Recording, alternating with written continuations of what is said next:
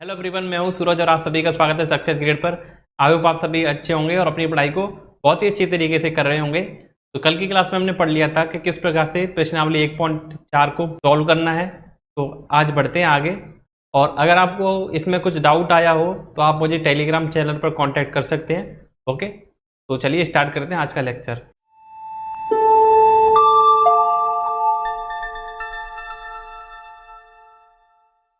आज हमें वास्तविक संख्याओं पर संक्रियाओं को पढ़ना है। इससे पिछली क्लास में आपने पढ़ा होगा कि एक परमेय संख्या को जब जोड़ा जाता है तो एक परमेय संख्या मिलती है। एक परमेय संख्या में जब गुणा किया जाता है दूसरी परमेय संख्या का तो क्या होता है। जब एक परमेय संख्या में माइनस किया जाता है दूसरी संख्या का तो क्या होता है। जब डिवाइड किया जाता है तो तब क्या होता है। ओके, तो इसी प्रकार से हमें देखना है कि जब एक परमेय संख्या और एक अपरमेय संख्या को आपस में जोड़ा जाएगा तब क्या होगा, आपस में घटाया जाएगा तब क्या मिलेगा, आपस में गुणा किया जाएगा तब क्या मिलेगा। इसी प्रकार से जब अपरमेय अपरमेय संख्याओं को जोड़ा जाएगा तो क्या मिलेगा। ओके, तो देखते हैं कि जब एक परमेय संख्या और एक अपरमेय संख्या को आपस में जोड़ा जाता है तो हमें जो रिजल्ट प्राप्त होता है वो रिजल्ट यानी जो नंबर जो हमारा निकल कर आएगा वो नंबर एक अपरमेय संख्या होगी। ओके, अगर एक परमेय संख्या और एक अपरमेय संख्या को जब माइनस किया जाता है तो रिजल्ट फिर से वही अपरमेय संख्या मिलेगी।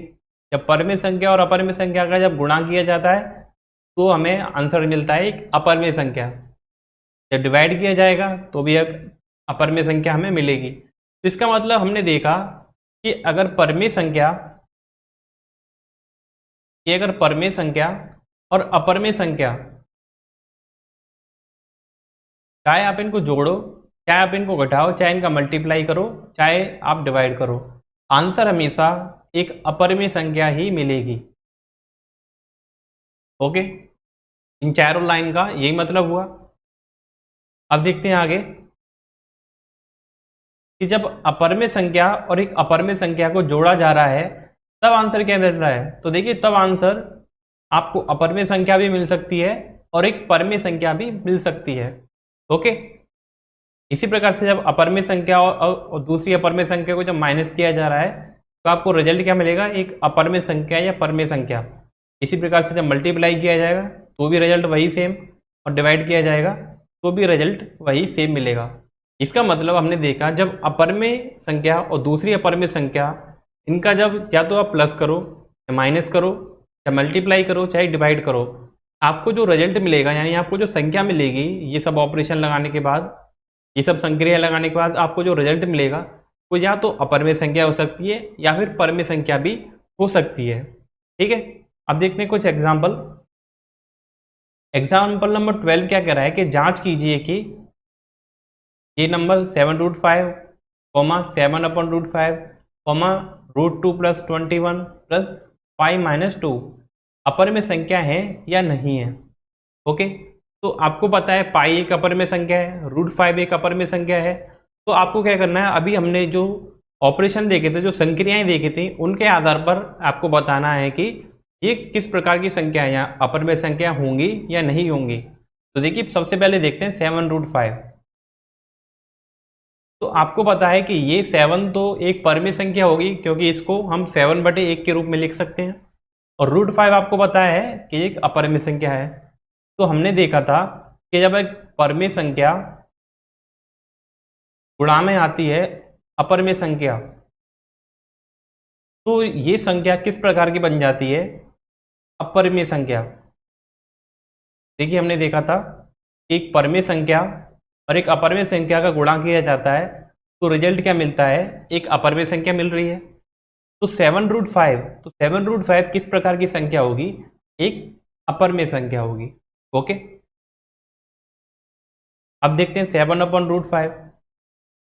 तो वही 7 आपको पता है एक परमेय संख्या है, √5 आपको पता है एक अपरमेय संख्या है। तो जब परमेय संख्या और अपरमेय संख्या का भाग किया जाता है तो रिजल्ट क्या मिलता है। देखिए जब एक परमेय संख्या और एक अपरमेय संख्या का भाग किया जा रहा है तो रिजल्ट क्या मिल रहा है, एक अपरमेय संख्या मिल रही है क्या, बिल्कुल।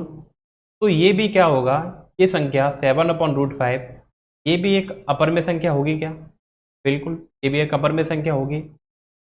अब देखते हैं √2 + 21 अब अंडर रूट 2 एक अपर में संख्या है और 21 एक पर में संख्या है।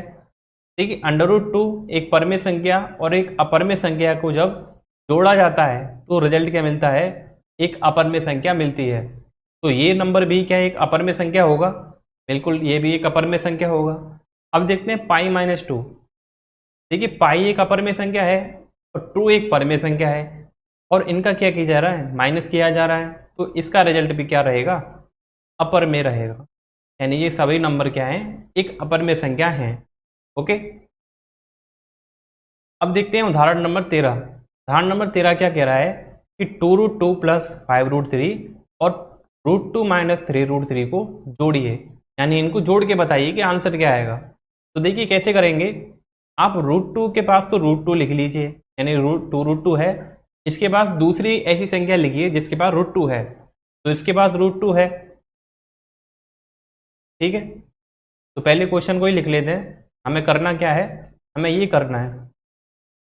ओके, तो देखिए अब क्या करेंगे, √2 के पास क्या करेंगे, इस वाले √2 को ले आएंगे, तो 2√2 प्लस 2√2 प्लस √2 बन गया ये, प्लस 5√3 माइनस 3√3।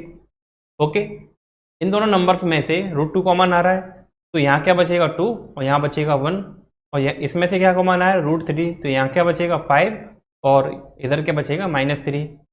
तो ये क्या बन गया 3 और ये क्या बन जाएगा 2। तो आंसर क्या रहेगा 3√2 प्लस 2√3। अब 3√2 प्लस 2√3 क्या ये एक परमेय संख्या है क्या अपरमेय संख्या है। देखिए ये तो एक अपरमेय संख्या आएगी। ओके, और ये भी एक अपरमेय संख्या है। जब अपरमेय संख्या और अपरमेय संख्या को जोड़ा जाता है तो रिजल्ट क्या मिलता है, रिजल्ट मिलता है या तो अपरमेय संख्या भी मिल सकती है या उपरमेय संख्या भी मिल सकती है। ठीक है, यानी रिजल्ट फिक्स नहीं है, अपर में भी मिल सकता है पर में भी मिल सकता है। तो इस केस में क्या मिल रहा है, हमें अपर में मिल रहा है। ओके, अब देखते हैं उदाहरण नंबर 14 क्या कह रहा है कि 6√5 को 2√5 से गुणा कीजिए। देखिए 6√5 गुणा करना है किसका 2√5 से। ओके, तो देखिए क्या करेंगे 6 इंटू 2 इंटू √5 इंटू √5, तो ऐसे लिख सकते हैं क्या, बिल्कुल लिख सकते हैं।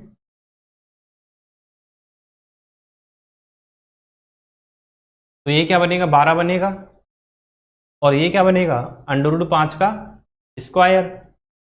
√5 का स्क्वायर कितना आएगा 5, तो ये कितना बनेगा 12 इंटू 5, आंसर कितना आ जाएगा 60। ओके, अब देखिए उदाहरण नंबर 15 क्या कह रहा है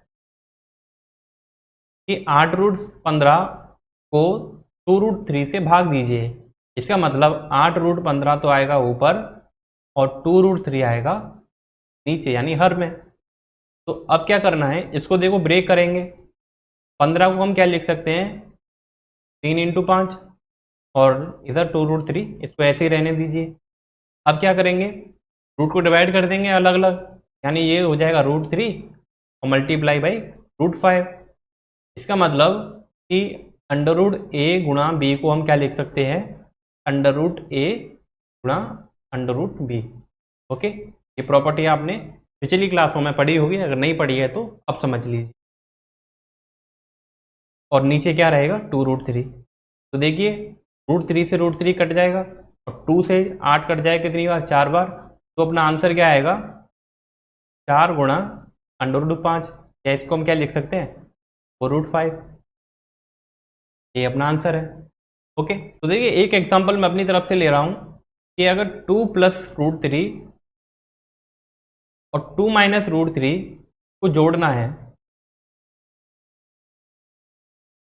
तो देखिए क्या ये एक अपर में संख्या है, बिल्कुल, और ये भी एक अपर में संख्या है क्या, बिल्कुल।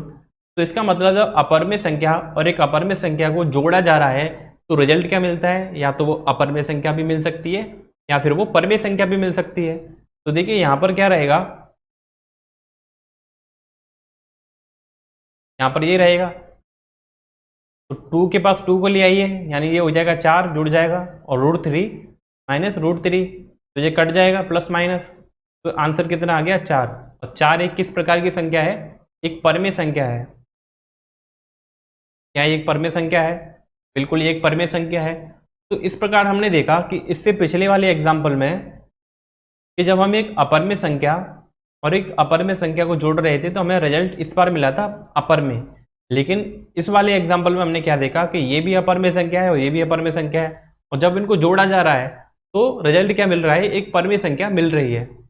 इसीलिए आपको रिजल्ट में बताया गया था कि जब एक अपरमेय संख्या और एक अपरमेय संख्या को जोड़ा जाता है तो रिजल्ट अपरमेय संख्या भी मिल सकती है, एक परमेय संख्या भी मिल सकती है। अब देखिए एक अपरमेय संख्या मान लेते हैं, मैंने 2√5 ले लिया और इसका मैं मल्टीप्लाई कर रहा हूँ एक दूसरी अपरमेय संख्या, √5 भी एक अपरमेय संख्या ही है। तो इसका आंसर क्या आएगा, 2 इंटू √5 का स्क्वायर, यही आएगा।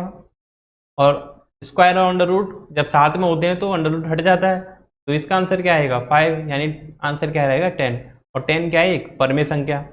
ओके, तो यानी जब मल्टीप्लाई किया जाएगा तो अपरमेय संख्या भी मिल सकती है, परमेय संख्या भी मिल सकती है। ओके, देखिए अगर 2√5 की जगह 2√5 का मल्टीप्लाई अगर मैं √3 से कर रहा होता तो ये कितना आता, 2 इंटू √5 इंटू √3, यही आता। तो ये कितना बन जाता, √15।